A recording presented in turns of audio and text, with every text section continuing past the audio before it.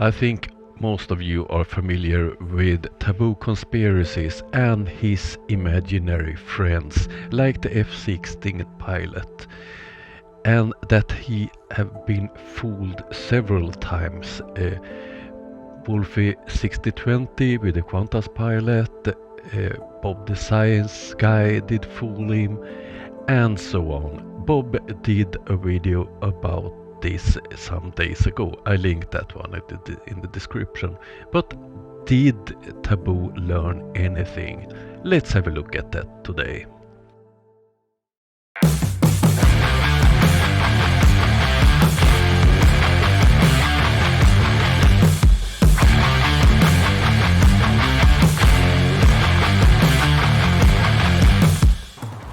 First of all, I want to thank all my patrons, members, donors and subscribers.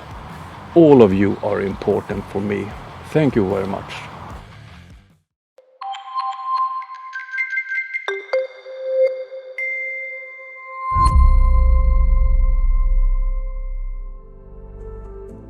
This is Taboo's latest video, and in this one he uses a video from Mark Sargent.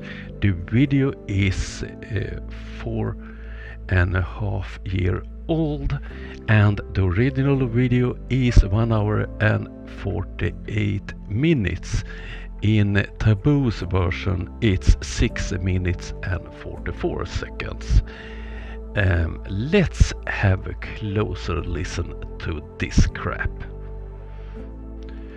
Taboo calls his version of Mark's video "Maps Are Flat." I will play the whole video so we can hear the whole evidence according to Taboo that the maps are flat. I will stop and comment on the video. The email goes something like this. Mark, my full name is Lee Womer. Wommer, if anyone wants to check him out. I've been trying to get an email to you from my phone, but keep failing.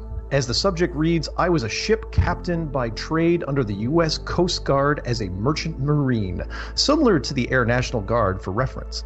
To keep this short, I studied and loved navigation on the ocean. I navigated difficult waters through coral reefs and many hazards in the Atlantic, primarily off the shore of South Florida. So Mark Sargent did claim that he received this email from a person claiming that he have knowledge in the subject. A great proof. I also have a background in optics and engineering. Like many of your flat earth clues are part of what hit me. Sun rays at sunset, Polaris, a lighthouse I could see that I should not have seen, a technical navigation that I could not have done on a sphere literally hit me like a punch to the face about I don't know if that's 8 days ago or 8 weeks or 8 months. I think it's 8 months, isn't it? 8 months, yeah. Okay, maybe pushing 10 now. Time flies. Oh, that's true. I am also a Christian, so Rob Skiba interviews put it in cement for me. I would love to contribute and am happy to speak on air. I have amassed some surprising proofs. Like the other night, I was able to verify from a commercial airplane mechanic the location of the GPS antenna on large planes is under, all caps, the belly of the plane. So he's an expert on aircrafts too. Sadly, that's a lot of crap. The GPS antennas on commercial aircrafts are placed on top of the airplane. The same goes with military airplanes, because GPS and that type of things is picking up signals from above, and the things that communicate with Earth is placed in the bottom of the plane. And you know, we've talked a lot about me being a ship captain, but then immediately I'm replaying in my head, if it's a sphere, you know, and you use the analogy of weakens on a basketball, and that's a really good analogy. You know, I was hungry when I said that. I went back to actually my exam for getting my license. We had to plot courses, and it took me back to that particular chart and thinking about bending that chart around a ball and that it does not work. You're going to get creases. And at first I was thinking you'd only get them along the longitude, but you would actually get them in either way, and it would be, just taking you off in a curve of the wrong direction no matter what. Here he proves that he have no navigational knowledge. All charts used at sea are map projections based on a globe, and it's very easy to prove that. One example. Can Taboo explain why you don't use the same charts at the Arctic regions as by the equator? And I navigated like between reefs that I couldn't see that would have torn holes in the bottom of the ships, and I would take divers out to a shipwreck in the middle of the Atlantic, and we had the way we did that, because it was pretty near the shipping lane. The shipwreck was I think it was about 80 feet down to the shipwreck, and what we did was we took a 65-foot line, tied it off on the wreck, and then took a buoy, a deflated buoy under, and then there's a little rig you can hook to your scuba gear that has an inflator nozzle on it. So we took a deflated buoy down 15 feet under the water at low tide, inflated it, so the shallowest that buoy would ever be would be under 15 feet of water. And I could manually plot right to that buoy and account for wind and current and everything else, and take you right to that buoy on a flat piece of paper. So if you bent that piece of paper even the distances I was going around a properly sized sphere, I never would have found that shipwreck. Once again, this so-called captain proves that he have no knowledge about charts and the method to find the wreck again. If you're using digital charts as you do in all modern ships, you push a button to make a marker based on the GPS coordinates, and if you're using paper charts, you mark on the chart and you don't bend the chart to simulate a globe. This is so damn stupid. Never could have done it. It's not repeatable to navigate that way on a sphere. You could come up with a navigation system for a sphere, but we don't have it. And in reality, it's the other way around. We don't have a working system to navigate on a flat Earth. All navigation is based on a globe. That's a fact. And we don't use it. And those technical things have been kind of talked about a lot, but that was more of it. I just kept putting that wheat thin on the basketball and it cracks. Does not work. And I kept trying to.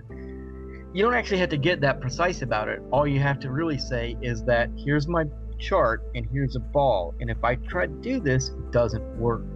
And so to determine exactly how it's going to throw you off, it's kind of irrelevant when there's a storm rolling in and you can't see the reef and you got to go through waters that are literally like 3 feet deep in a 8-foot draft boat. Are you gonna wreck the thing, and or are you not? And that's the kind of precision you have to have, and it just goes out the window. Precise navigation just does not work on a globe.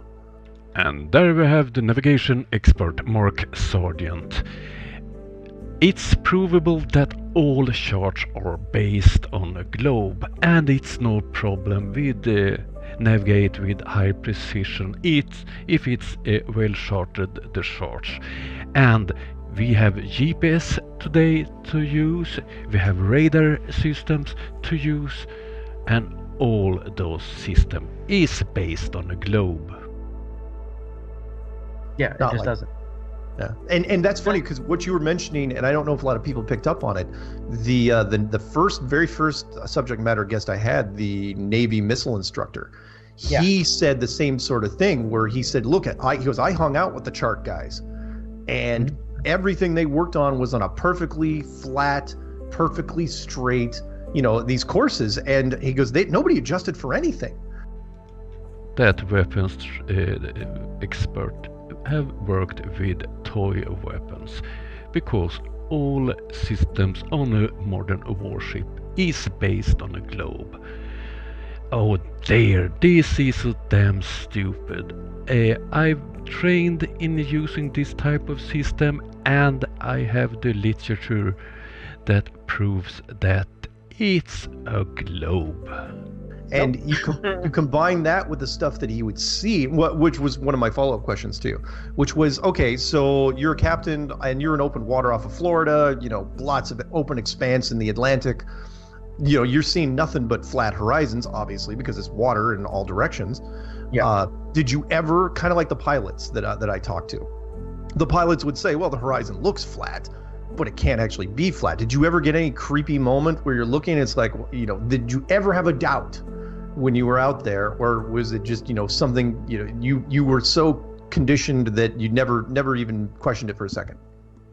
No, I didn't question it. And maybe being down at the water level is less than it being up in the air for that amount of time.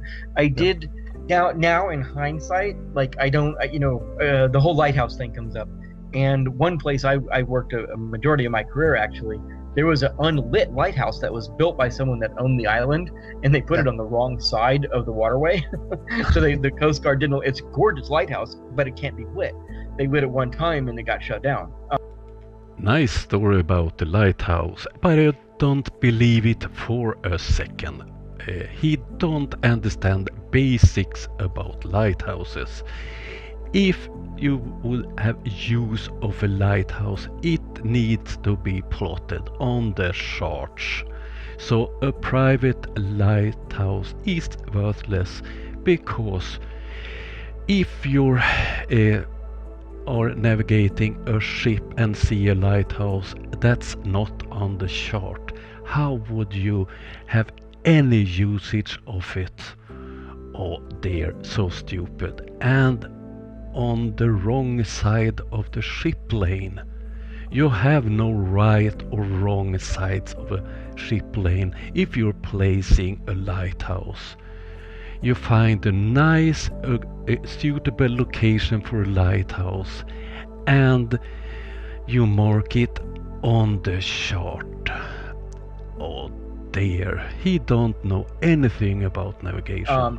But I used to use that as a visual navigational aid, because you don't always want to get out your Jeep. You're leaving, before the sun in the morning with your divers, and you don't need to have all your stuff when you do the same thing over and over. So I would use this lighthouse as a navigational aid, even though just because I could see it over there. And going back now and doing 8 inches per mile squared properly, that lighthouse from my port would have just been over the curvature from my port. In other words, I shouldn't have been able to see it. Well, not only could, because everybody's like, oh, that bottom little bit gets fuzzy. Well, not only on a good day could I see the lighthouse, I could see the shoreline of the island that it was on. So, because there was a little bit of sand in a couple of spots, and then the seawall right under it, I could actually see the highlights of that from my port all the way across it's Biscayne Bay, which is part of the Atlantic Ocean, but it's partially enclosed by islands. And there we did get where in Florida he is. So I took a look at the official chart for that area. And if we zoom in on it, what do we find? It's a Mercator projection, of course. And what is Mercator based on? On a globe. And I did have a closer look at the chart of this area, and it's a lot of navigation aids, buoys, lighthouses and so on. So why would he use this lighthouse? That makes no sense at all. Okay, this was this video, and as usual, Taboo have proven several things. He don't care about facts. He don't check the sources. This is once again a typical Taboo Conspiracy video. He dig up some old crap from Mark Sargent and thinks it's a great proof of a flat earth. But in reality, he proves that Mark Sargent don't do nothing, and that Taboo is a big liar with no interest in facts at all.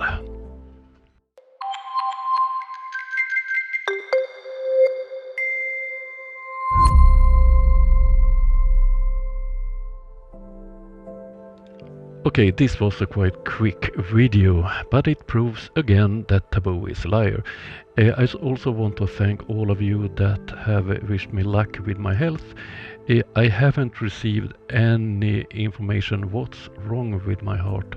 I feel great, but my heart don't work as it should, and they don't know the reason yet.